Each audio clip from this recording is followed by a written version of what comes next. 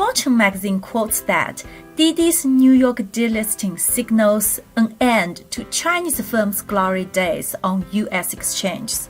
What are the impacts that Didi brings to the rest of the Chinese firms which are still listed on U.S. exchanges? First, I do not believe that Didi's listing or delisting from the New York Stock Exchange marks the end to the Chinese firms being sold on that or any other exchange in the United States. I believe that at some point in the future, when the situation between the United States and China calms down, then Didi and other Chinese companies will be available to American stock investors. Chinese companies can have the potential for American investors in the future as far as return and profitability are concerned. This will also help American investors with further diversification in their positions and their portfolios. Secondly, Didi and other Chinese companies can be a good investment for American stock investors due to their long-term growth potential. American investors are looking for the next Alibaba and will be more than willing to place their financial capital with those companies.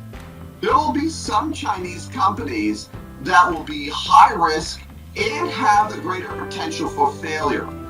But this is the nature of investing in all types of ventures.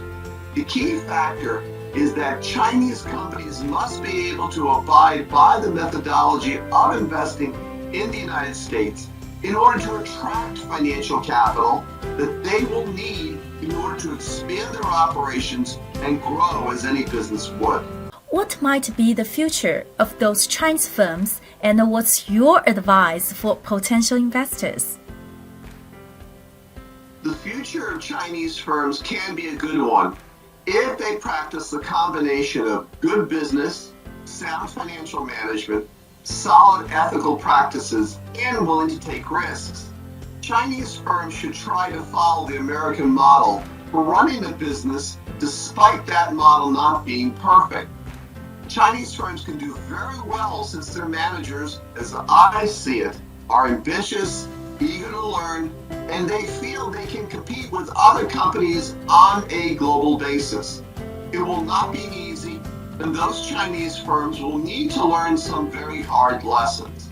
But as long as they're willing to take their knocks or disappointments, they can succeed in the long run. My advice for potential investors is to be patient with Chinese firms as a long-term investment.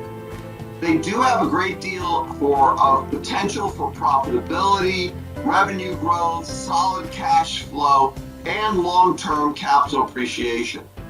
They should be put under the same scrutiny and standards that American companies must adhere to.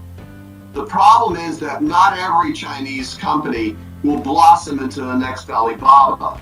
But the key is that you must be able to find that firm that will grow, whether because it's management, business plan, strategy, product, or service that will make it stand out from the competition and attract investment capital.